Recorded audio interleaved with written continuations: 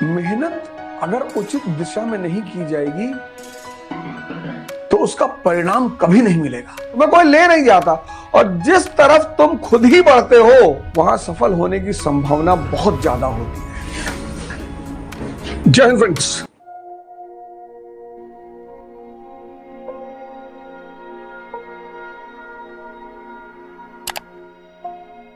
उठ जाग मुसाफिर भोर भई अब रैन कहां तुम सोवत है। जो सोवत है सो खोवत है, जो जागत है सो पावत है। जागने का मतलब सिर्फ आंख खोलना नहीं होता, जागने का मतलब अपने प्रति जागना होता है।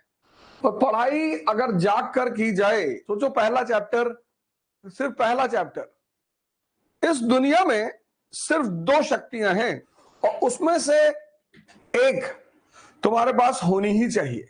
अगर दोनों में से कोई भी नहीं है तो गुलामों जैसी जिंदगी या पशु से बदतर जिंदगी हो जाएगी। पहली, आध्यात्मिक। लोग किसी को 10 रुपए देने को तैयार नहीं और आचार्य रजनीश 11 जेट्स तोहफे में, पता नहीं कितनी रोल्स रॉयस, 10 करोड़ की घड़ी है तो शक्ति आध्यात्मिक। और दूसरी शक्ति है आर्थिक, इकोनॉमी। और मेरी मानो तो पहले आर्थिक शक्ति को ले आओ। हिंदुस्तान का सूत्र भी है, वो बड़ा फेमस सूत्र है, धर्म अर्थ काम मोक्ष। बड़ा वैज्ञानिक सा है, बहुत वैज्ञानिक सा है। धर्म अर्थ काम और मोक्ष, बहुत वैज्ञानिक। इतना वैज्ञानिक फॉर्मूला है ये दुनिया का कि अगर आप इसे फॉलो कर लें, शिक्षा एजुकेशन, अर्थ धन पैसा, भोग, काम मतलब भोग, इंद्रियों का भोग, और इंद्रियों का भोग सीमित है 50 साल तक।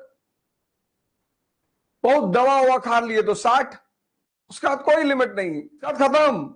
बच्चे में इंद्रिय भोग विकसित नहीं, बुढ़ापे में कर नहीं सकते। बड़ी मजेदार बात है ये।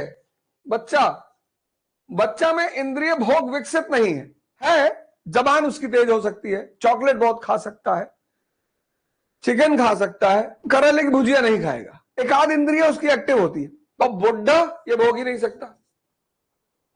अब बची जवानी, इसी में भटकाती है ये इंद्रिय। और इंद्रिय भोग के लिए धन चाहिए ही चाहिए। धन की दौड़ है दुनिया में ना, ये सेंसस के भोग के लिए है और उसका कोई उपयोग नहीं है। इसीलिए सबको पैसा चाहिए। तो जब तुम ये फील कर लेते हो पैसा कमा कर कि यार इंद्रिय तो कभी संतुष्ट ही नहीं होंगी, तब तुम मोक्ष की तरफ खुद ही बढ़ते हो। तुम्हें कोई ले नहीं जाता और जिस तरफ तुम खुद ही बढ़ते हो वहां सफल होने की संभावना बहुत ज्यादा होती है। तो बहुत प्यारी चीज है ये काम। एक भोग का मतलब मजा लेना और एक भोग का मतलब दुखी। तो कहते नहीं कि अरे भैया आईएएस हो गया, भैया भोग रहे हैं, मजा ले रहे हैं। और फिर लोग कहते हैं अरे शुगर है, बीपी है, भोगत है। अर्थव्यवस्था एक ऐसी ताकत है आर्थिक, इसलिए शिक्षा के बाद सभी व्यक्तियों को आर्थिक शक्ति के विकास पर ध्यान देना चाहिए, क्योंकि वहीं से आपके सारे रास्ते खुलेंगे। तुमसे कोई पूछे जिंदगी में कि अवध ओझा से क्या सीखे, तो कहना ये बस यही सीखे। तुम्हारे अंदर एक चीज जिंदा कर रहा हूं, क्यूरियोसिटी। अगर 1-2 महीने में पैदा हो गई, तुम खुद ही बैठ के पढ़ोगे। तुमको कि तुम एक ही चीज तो भूले, क्यूरियोसिटी, जानना है। अब देखो लोग खड़े हैं, तो तुम मीनार के सामने ऐसे खड़े देख रहे हैं, तो क्या देख रहे हो? नहीं बड़ा बनाया है। अरे बड़ा बनाया है, कौन सा पत्थर इस्तेमाल हुआ, कौन सी शैली इस्तेमाल हुई, किसने बनाया, क्यों बनाया? अगर ये सब मन में तुम्हारे प्रश्न नहीं उठ रहे हैं तो देखना तुम्हारा बेकार है, क्योंकि देखने से भी ज्ञान मिलता है, देखने से ही ज्ञान मिलता है। दर्शन। अब तुम आईएएस के इंटरव्यू बोर्ड में गए, उसने कहा कहां के रहते हो आप? तुमने कहा सर लखनऊ रहते हैं। अच्छा लखनऊ में तो बहुत रिक्शा चलते हैं यार। तुमने कहा हाँ सर। तो रिक्शा बैठे हो? तुमने कहा सर बहुत बार बैठे। उसने कहा बताओ अच्छा रिक्शा पहली बार किस देश में इन्वेंट हुआ, कहां चलना शुरू हुआ रिक्शा, किसने बनाया? अब तुम कह रहे हो मैं बहुत बार बैठा हूं, लेकिन तुम्हें पता नहीं किसने बनाया, किस देश में पहली बार आया। इसका मतलब मरा हुआ दिमाग है, तुम्हारे अंदर क्यूरियोसिटी नहीं है, तुम जानना नहीं चाहते हो, मारे गए।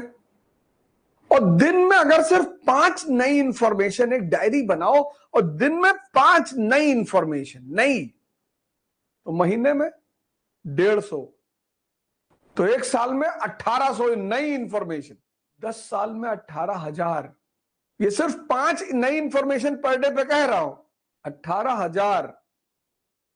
और 18,000 इंफॉर्मेशन ले बैठोगे तो किसी की भी जान ले लोगे। इसका इतना महत्व है कि जानना है, ये चाबी के मॉडल में बनाया गया है इसीलिए, क्योंकि ये इस ताले को खोलता है। तो सामाजिक, आर्थिक, सांस्कृतिक जो दशा है वो उचित गति पर नहीं है, उसका एडिक्वेट पेस नहीं है। क्यों?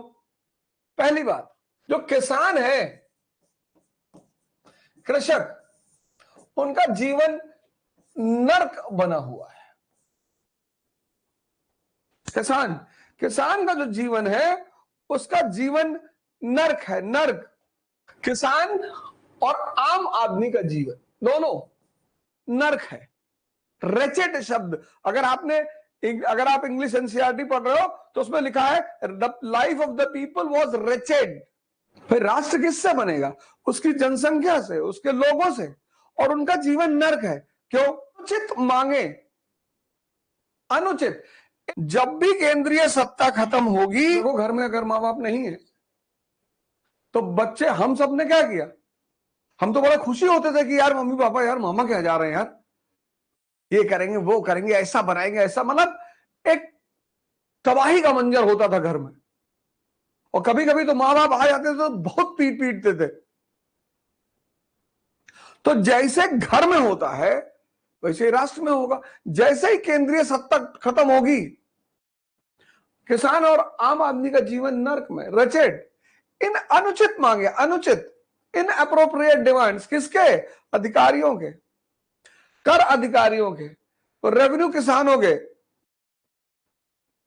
लालची सामंतों के, marches and counter marches of fighting army, Nizam और मराठा सेना में लगातार झगड़ा हो रहा है,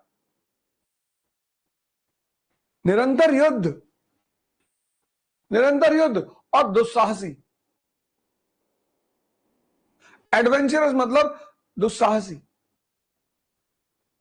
इन सब का शिकार हो रहा था आम आदमी। और ये सब क्यों चल रहा था? और ये सब क्यों चल रहा था? क्योंकि केंद्रीय सत्ता खत्म हो चुकी थी।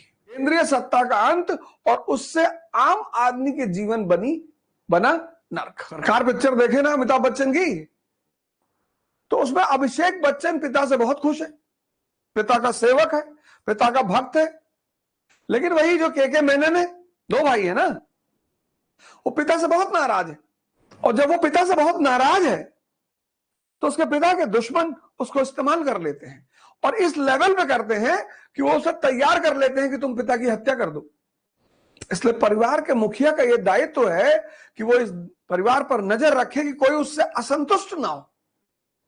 ऐसे ही राष्ट्र के मुखिया का दायित्व है कि वो नजर रखे राष्ट्र पे कि कोई असंतुष्ट ना हो, क्योंकि जो असंतुष्ट होगा वो दुश्मन के साथ मिल जाएगा, वो बाहरियों के साथ मिल जाएगा, वो विदेशियों के साथ मिल जाएगा।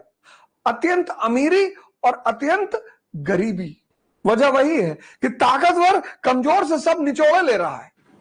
प्रशासन का क्या महत्व है? प्रशासन किस लिए है? इसीलिए है कि अन्याय ना होने पाए। अन्याय क्या है?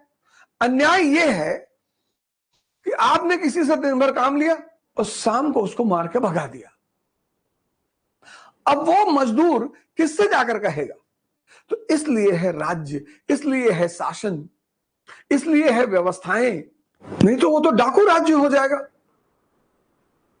कि जो ताकतवर है वो मजा लेगा, बाकी लोग मरेंगे। आप इमेजिन करके देखो कि प्रशासन खत्म हो जाए, पुलिस हट जाए, जुडिशरी बंद कर दी जाए, हाहाकार मच जाएगा सबको। लेकिन एक बात और भी लिखी हुई है उसमें कि इसके बावजूद स्थिति इतनी खराब नहीं हुई जितनी वो 100 साल के ब्रिटिश शासन में हो गई। कल एक लड़के ने मुझसे पूछा, कहा सर मैं पिछले 3 साल से 10, 12, 13 घंटा पढ़ता हूं और मेरा प्री नहीं निकल रहा है। मैंने कहा 10, 12, 13, 10, 12, 22, 35 घंटा? कहा नहीं नहीं सर, मतलब मिनिमम 10 मैक्सिमम 13 घंटा में डेली पढ़ता ही पढ़ता हूं। मेहनत अगर उचित दिशा में नहीं की जाएगी तो उसका परिणाम कभी नहीं मिलेगा। मैं बार बार इस बात को कहता हूं कि अब तुमने ये पैराग्राफ पढ़ा होगा, छोड़ दिया होगा, ये सोचने का पैराग्राफ था। अब जितने लड़के 12 घंटा पढ़ते हैं, पर इस जो पढ़ा 12 घंटा, इस पे 1 घंटा भी नहीं सोचा, पढ़ाई बेकार है, कयामत तक पढ़ते रहोगे तब भी सिलेक्शन नहीं होगा। और एक लड़का है जो सिर्फ 7 घंटा पढ़ता है, लेकिन 10 घंटा ये जो पढ़ा है इसको मनन करता है, टोटल 17 हो गए ना। अब ये चीज जो है ये तुम्हें दिखाई नहीं पड़ती, ये दिखाई पड़ रही है। इसलिए तुम देखो कभी कभी क्या होता है, कभी कभी तुम देखते हो कि कहते हैं भैया फलाने लड़का बहुत पढ़ता रहा, या भैया फलाने लड़का हम भैया उसको बहुत पढ़ते हुए नहीं देखे। वो हजम कर रहा है ना, ये 12 घंटे वाला हजम नहीं कर रहा है, कैसे लगेगा शरीर में। इलाहाबाद में, मुखर्जी नगर में ये क्या हो रहा है? यही तो हो रहा है, मनन की क्षमता का विकास नहीं हो रहा। आप देखो इस पैराग्राफ में ये छुपा हुआ था, ये था नहीं, अब तुम कंट्रास्ट रट के आगे बढ़ गए। अब जिस देश की जनता का जीवन नर्क है और उसको कोई व्यवस्था देगा, वो भले बाहरी हो, कि भाई साहब ये बताओ ये विदेशी यहां टिक कैसे जाते थे? भाई तुम्हारे घर में कोई घुस आया और शासन कर रहा है 10 साल, तो कहीं ना कहीं तुम्हारे घर के लोगों ने उसको समर्थन दिया कि नहीं दिया? तो क्यों दिया? अब तुम कह रहे हो महमूद गजनी आया भैया बहुत मारा हमको, भैया मोहम्मद गौरी आया, तैमूर आया भैया, तो ये मोहम्मद गौरी, बाबर, इनको समर्थन क्यों मिला?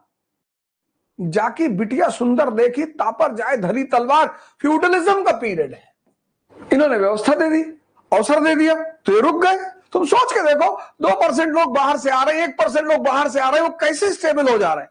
ये सोचना था, ये समझना था, ये विकसित। अब ये किताब में नहीं दिया हुआ है। जब भी देश में आम आदमी का जीवन नरक हो जाएगा और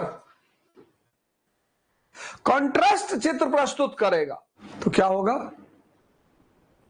बाहरी को उस घर पर कब्जा करने में सुविधा मिल जाएगी। ये समझना था कि जब तुम कल शासन में बैठो, ब्यूरोक्रेट बन जाओ, पॉलिटिशियन बन जाओ, प्रधानमंत्री बन जाओ, तो ये कॉन्सेप्ट तुम्हारा क्लियर रहे।